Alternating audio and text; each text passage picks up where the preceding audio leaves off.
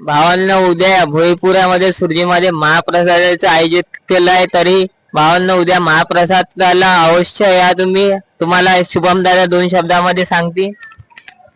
नमस्कार भावांनो, मी तुमचा प्रिय मित्र शुभम रॉय. आमच्या येथे सार्वजनिक दुर्गा गणेश उत्सव मंडळात उद्याचा महाप्रसाद, भव्य महाप्रसाद ठेवलेला आहे. सगळ्यांनी ग्रहण करायला उपस्थित राहावे. सगळे लेकरं लुकरं घरातले आई बहिणी भाऊ वगैरे माता पिता सगळेचे सगळे उपस्थित राहावे.